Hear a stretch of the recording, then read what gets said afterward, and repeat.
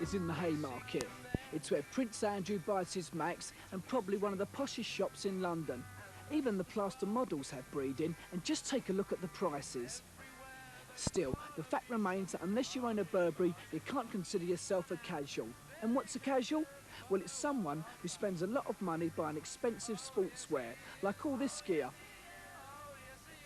Or as with these lads, Italian designer shirts, jumpers or tracksuit tops, all with Italian names or logos displayed all over the place. Now, unless you have your Armani label on your sleeve or your Alessi sticker on your chest, you're not a genuine casual.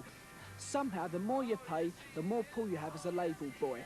This tracksuit would knock you back about 125 quid.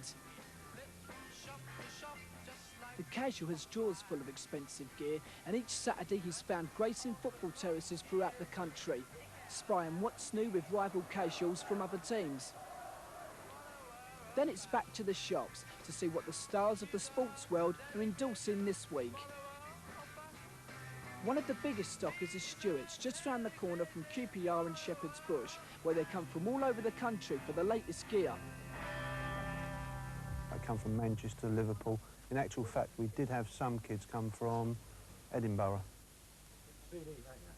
There's certain goods that we have got, which is as good, just as good, at like half of the price.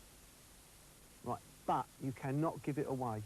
You know, sometimes I'd be only too glad to sell something at half the price. The profit margin is the same, and if the kid wants it, that's great.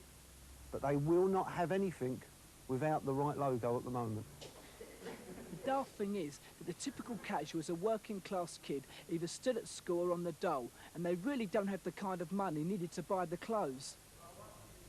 Half their parents can't even afford it, but they pester them because their friends got it, they want to have it, and they spend all their money, all their savings just trying to get their kids looking like everybody else, and they can't really afford it, and their parents are struggling, but they don't care. I ain't spent that much because I know a lot of people that either nick it or they sell it. They buy it off quick, like all the people that top casuals and that. They buy it up and then they sell it straight away. You get the problems of kids taking goods off of other kids, and they call it taxing. It's terrible. You know, like young boys have come into the shop and have walked out, and they've been taxed as they've gone outside the shop.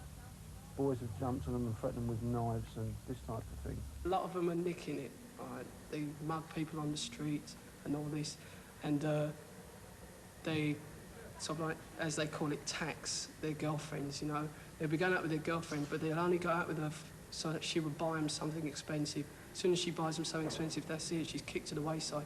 They don't want to know no more. You know, there's no getting away from it. It looks, as far as I can see, it looks much nicer, a nice Barry jumper and a nice pair of Wexmans than walking about looking like a punk. They seek him here, they seek him there. His clothes are loud, but never square. It will make or break him, so he's got to buy the best, 'cause he's a dedicated follower of fashion.